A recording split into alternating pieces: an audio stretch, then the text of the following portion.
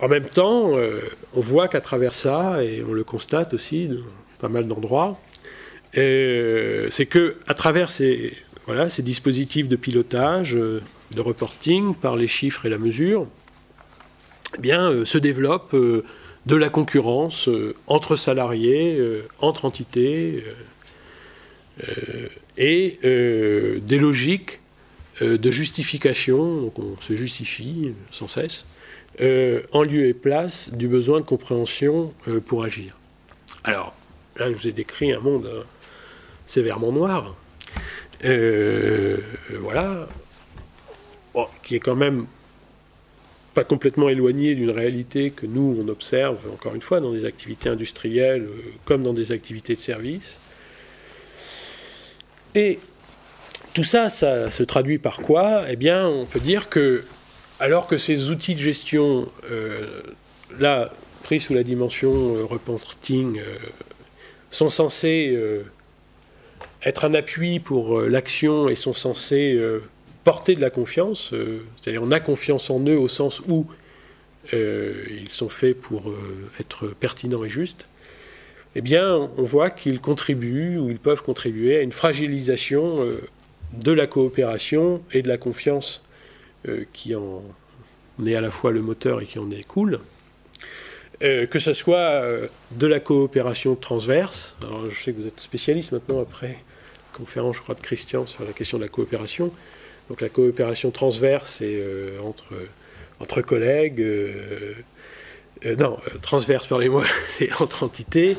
La coopération horizontale entre collègues ou verticale, dans les différentes lignes hiérarchiques.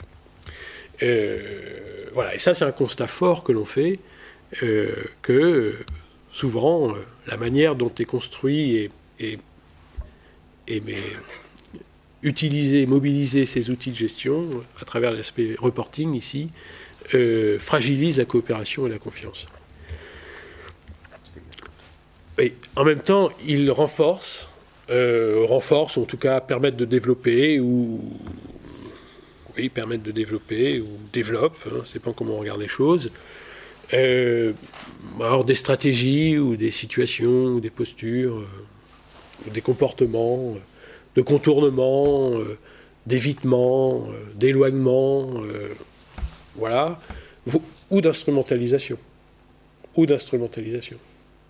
C'est-à-dire que on peut, à la limite, mobiliser ces outils, ces reportings, pour progresser, pour avoir des budgets, pour etc.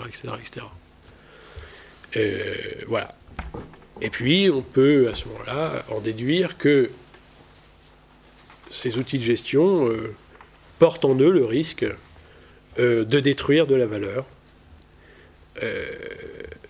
C'est-à-dire, là, ils sont directement en lien avec les questions de performance, puisqu'il y a un risque de destruction de valeur à travers les éléments que je vous ai mentionnés ici. Alors la difficulté, c'est que forcément il y a un décalage temporel à tout ça, ça ne s'observe pas dans les médias, et que, bien sûr, ce décalage temporel rend difficile la difficulté d'en repérer l'origine. Et nous aussi, là, on a pu observer des situations d'entreprise où on pouvait clairement dire qu'il y avait une destruction de valeur, que l'accentuation de la mise en place d'outils de reporting, etc., au-delà du fait que ça prend du temps aux personnes, et notamment en cadre, en manager, participe d'une destruction de valeur, d'une fragilisation des dynamiques productives, d'une fragilisation de ce qui est en jeu dans les dynamiques de performance. En fin de compte, au-delà de la question de la pertinence de ces outils, c'est la question des pratiques managériales qui se trouvent posées. Je reviendrai largement dessus. Est-ce que je peux me permettre de proposer d'enjamber celui-là, parce que le temps passe et lequel quelques sacrifices que ce soit pour tout le monde. Mais parce les deux sur le mode projet, c'est ça? Je pense que On fait le deuil du mode projet. D'accord. On y reviendra à la discussion, mais je sais un peu de quoi il va retourner. Là, on fait nocturne après. Donc, d'accord. Si tu veux bien, on ensemble le mode projet. Ah, j'avais pas vu qu'il y avait l'heure. Ça t'arrange de ne pas voir, mais moi, je regarde. Alors, très bien. Donc, je souscris cette tension. Alors, dépasser ça, d'une certaine manière, plus que, enfin, ou autant, ou plus que d'interroger sur la pertinence des outils de gestion, ce que je ne fais pas ici, encore une fois, dans la mesure où je ne suis pas un spécialiste des outils de gestion, mais je m'intéresse plutôt à la manière dont on les utilise. Je vais plutôt ici développer les aspects d'une pratique, m'interroger sur les pratiques, et d'une certaine manière, à travers ce que j'ai dit là, et les éléments que j'ai mentionnés sur les aspects de pilotage, l'enjeu, pour moi, c'est comment on arrive à repenser le rôle prescriptif des outils de gestion pour revenir à leur utilité première, en tout cas une de leurs utilités premières, c'est-à-dire d'aider à comprendre pour agir, c'est-à-dire renforcer la fonction compréhensive associée aux outils de gestion. Puisque si on achoppe de cette question-là, alors à ce moment-là, on achoppe sur une emprise au réel, et donc on achoppe sur une pertinence des décisions qui sont prises, d'affectation de ressources, etc. En même temps, c'est une tension au sens où, bien sûr, il y a un écart qui s'accentue entre l'effort d'avoir des outils, des indicateurs qui sont pertinents dans leur capacité à décrire le réel, c'est-à-dire pertinents par rapport à ce qu'ils nous racontent de ce réel, et puis le processus d'accord nécessaire, c'est-à-dire de comprendre à travers ce que nous racontent les outils de gestion, se mettre d'accord sur ce que nous racontent pour pouvoir agir. Or, on voit que là, il y a quelque chose qui est réductible, au sens où la capacité à décrire le réel vient en tension avec ce processus d'accord. Voilà. Et une tension entre, d'un côté, améliorer les outils, la pertinence des outils pour trouver un bon accord, donc voilà, chercher à affiner les choses de plus en plus. Donc on va vers une complexité croissante d'une certaine manière. Et puis reconnaître et valoriser le processus d'accord et le traduire dans des indicateurs, des méthodologies, des procédures, etc. Hein, c'est-à-dire quel est le chemin entre, d'un côté, multiplier des données, des choses comme ça, et puis de l'autre côté, de dire on va valoriser le processus d'accord. C'est une façon de se mettre d'accord sur ce que l'on observe pour pouvoir agir. Mais bien sûr, derrière, pour pouvoir le reproduire, ça suppose de retraduire ça dans d'autres formes d'indicateurs, dans des procédures de travail, etc., qui sont elles-mêmes complexes et qui peuvent porter exactement les mêmes risques que j'ai mentionnés. Alors, il nous semble que voilà, cette tension passe par deux dispositifs principaux qui permettent de compléter les outils de gestion sur le volet usage.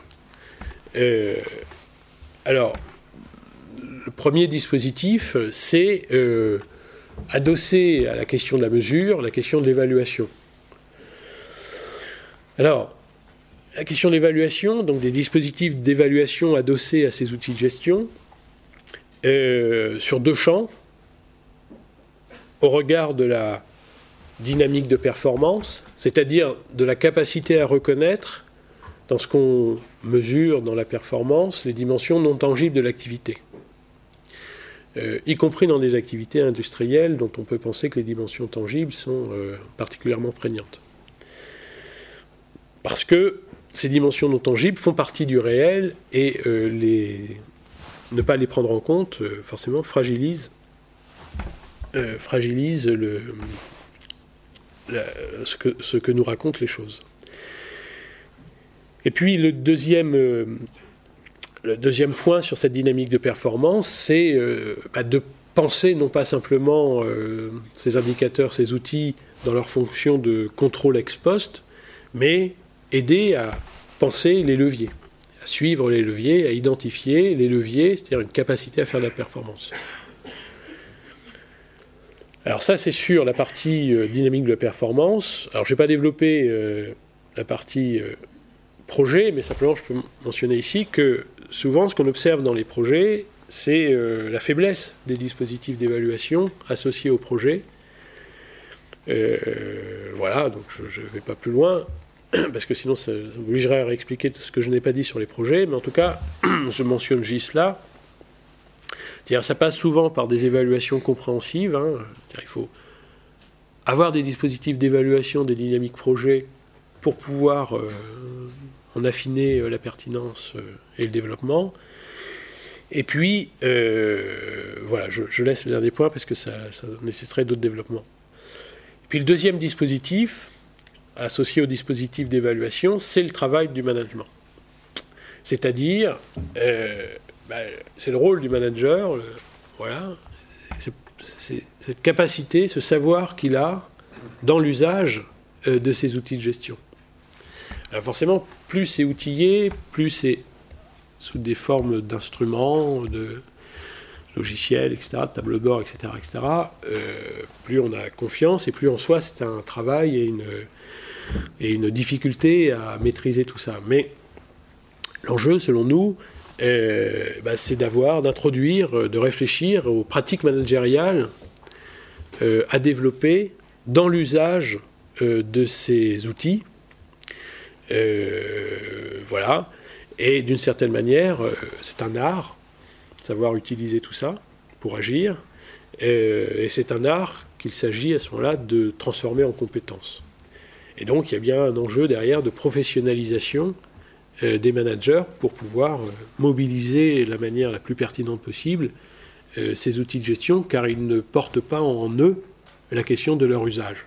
Et ne pas s'intéresser à leur usage, c'est faire fi, d'une certaine manière, de leurs faiblesses et faire trop confiance à leur capacité à décrire le réel. Voilà, j'arrête là.